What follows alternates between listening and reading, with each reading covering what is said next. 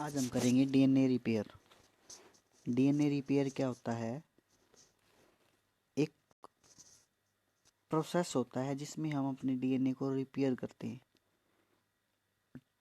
DNA repair इसलिए ज़रूरी होता है क्योंकि जब तक हमारा डीएनए ठीक नहीं होगा वो फर्दर हमारी प्रॉपर्टी को कोड नहीं करेगा, जीन को कोड नहीं करेगा। DNA repair process is constantly active as it respond to damage in the DNA structure. ये हमारा क्या है? एक प्रोसेस है, कलेक्शन ऑफ प्रोसेसेस है जिसमें से बहुत सारी प्रोसेस आती है, बहुत सारे टाइप आते हैं डीएनए रिपेयर के। That is a direct mismatch. इसमें सबसे पहले हम क्या करते हैं? आइडेंटिफाई करते हैं किसी भी जगह पे अगर हमारे पास मिसमैच हुआ है और उसको ठीक करते हैं।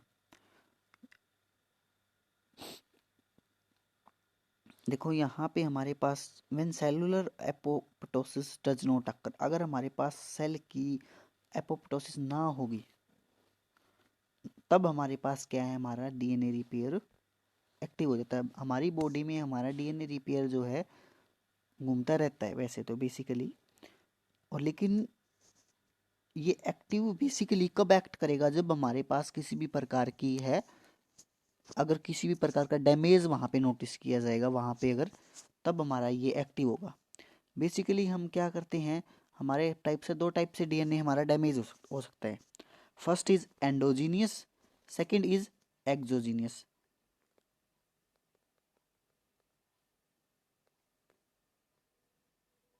एंडोजीनियस में क्या है? हमारे इंटरनल जो मेटाबॉलिक जो रिएक्शन हुआ है बॉडी के अंदर, वहाँ हमारे फ्री रेडिकल जनरेशन और ऑक्सीडेशन प्रोसेस के द्वारा डिलेमिनेशन प्रोसेस होते हैं।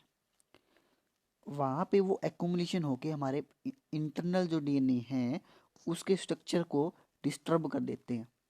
लेकिन वाहिल अगर हम दूसरा देखें एक्सोजीनियस डैमेज, ये डैमेज हमारा बाहर की रेडिएशन से या कुछ एक्सटर्नल फैक्टर ही इन्वॉल्व होंगे जिसमें हमारे डीएनए को डैमेज करेंगे।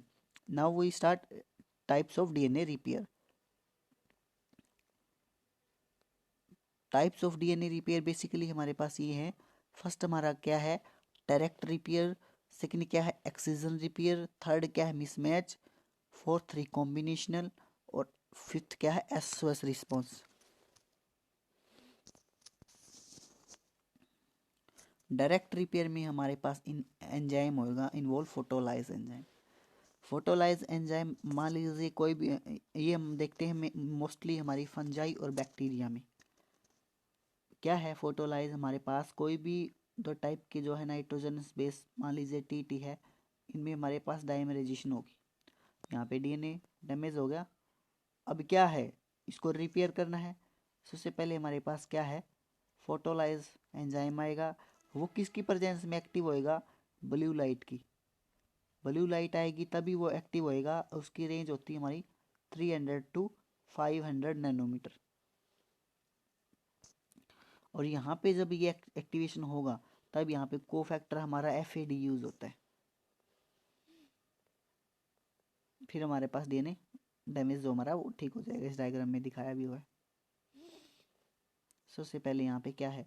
कोई भी यूवी रेज आई, डाइमराइजेशन हुआ, फिर क्या होगा? हमारे पास इस डाइमराइजेशन को सबसे सेकंड क्या है? फोटोलाइज एंजाइम आएगा।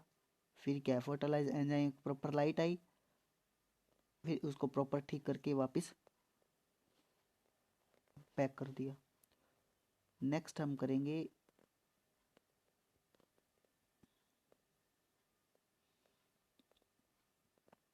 Excision repair. एक्सीजन रिपेयर हमारा तब होगा जब हमारा है मिसमैच हुआ हो डीएनए स्टैंड में। इसमें बेसिकली हम 3 स्टेप देखेंगे। सबसे पहले रिकॉग्नाइज होगी मिसमैच साइट, देन डिटरमाइन होगी भी हमारा कौन सा इनकोरेक्ट है, देन एक्सीजन, और हमारे पास बाद में रिपेयर। इस जो एक्सीजन रिपेयर है यहाँ पे जो एंडो न्यूक्लियस एक्टिविटी होगी वो ऑलवेज होगी 5 prime to 3 prime activity.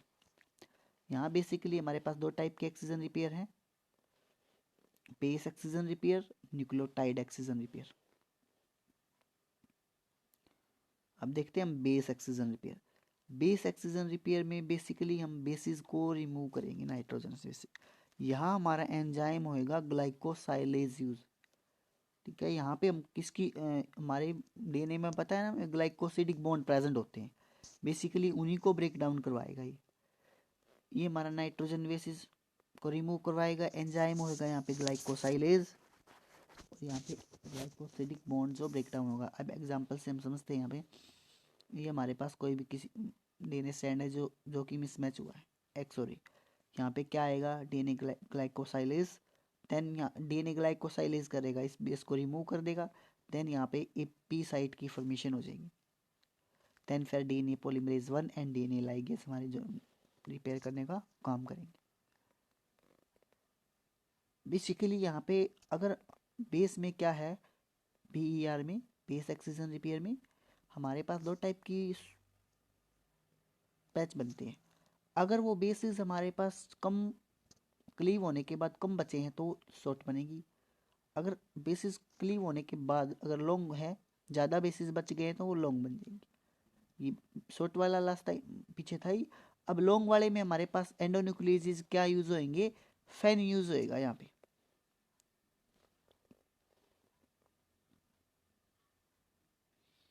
Then हम nucleotide excision repair, nucleotide excision repair में हमारे पास यूवीआर ए सिस्टम बेस होता है। एग्जाम्पल से समझेंगे हम। सबसे पहले क्या है, यूवीआर ए की 2 यूनिट हमारी जो भी हमारे पास मिसमैच हुआ है वहाँ पे बाइंड आके करेगी। उसके बाद यूवीआर बी आएगा, यूवीआर बी आएगा तो यहाँ पे एटीपी यूज होएगा, यूवीआर बी किसको रिक्रूट करेगा, यूवीआर सी को, यूवीआर सी आएगा। उसके बाद में क्या है, यूवीआर ए और बी जो है वो रिमूव हो जाएंगे, और यूवीआर सी और बी क्या है एक बाउंड बना लेंगे, और यहाँ पे यूवीआर जो है डी आके क्या कर देगा, हेलिकेज प्रॉपर्टी कर देगा, सो क्लीव कर देगा, बाद में DNA polymerase and DNA ligation आ जाएगा।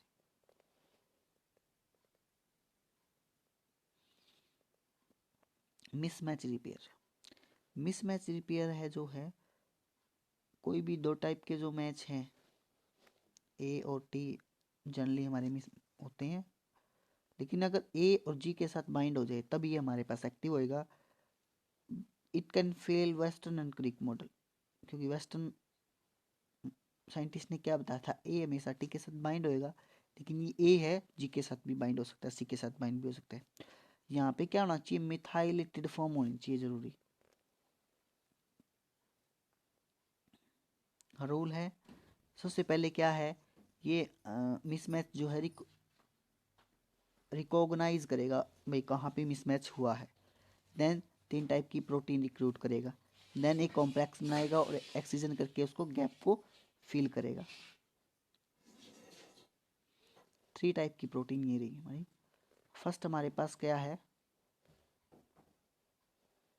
म्यूट एस, म्यूट एस आएगा, उसके बाद में म्यूट एल आएगा, उसके बाद म्यूट एच आएगा। म्यूट एस क्या करेगा, जहाँ पे भी हमारे पास मिसमैच हुआ है मिसमैच, उसको डिटरमाइन करेगा उस साइट को, और वहाँ पे बाइंड हो जाएगा। देन एस फिर क्या करेगा, सेकंड काम, एल को रिक्रूट करवाएगा, एल को लेके आएगा, और फिर एस और एल क्या करेंगे, एच को लेके आएंगे जो कि हेमी मिथाइलेटेड साइट होगी। हेमी मिथाइलेटेड साइट वो साइट होती है, मान लीजिए ये हमारे पास क्या है, कोई पेरेंटल स्ट्रैंड है 5 प्राइम टू 3, ये जो नया बनेगा ना ये 3 प्राइम टू 5 प्राइम बनेगा, यहाँ पे मिथाइलेटेड होगा। लेकिन यहाँ पे अगर इसके पेरेंट्स वाले में मिथाइलेटेड है और ये जो डॉटर बनेगा इसमें अगर मिथाइलेटेड होने में टाइम लगेगा तब ये एक्टिव होएगा। Methylation process very very important.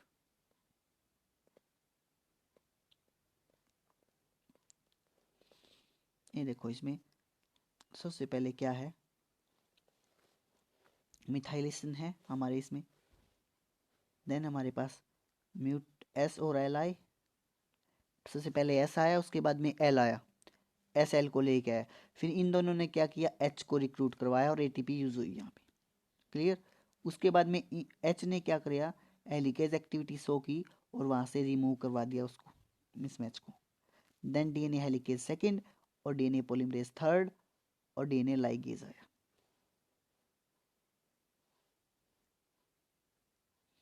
S और एरर प्रोन रिपोर्ट ये तब हमारा एक्टिव होएगा जब हमारे पास हमारा डीएनए जो है डैमेज वो बहुत बुरी तरह से हो चुका हो। उसको ठीक करने का ही नहीं टाइम हमारे पास। टाइम तो मतलब जो कि इतना डैमेज हो गया कि उसको अब एपोप्टोसिस ही करवाएं, तब हम थोड़ा बहुत कर लेते हैं एरर रिस्पॉन्स में, लेकिन सोस एस रिस्पॉन्स में, लेकिन तब भी थोड़ा बहुत ठीक होता है। प्रॉपरली वे में तो हमारा ठीक नहीं हो पाता। ये तब यूज होता है जब हमारा सेल साइकिल अरेस्ट हो जाती है। यहाँ पे हम रैक ए प्रोटीन यूज करते हैं प्रो में, और रेड 51 किस में यूज करेंगे हम, यू में।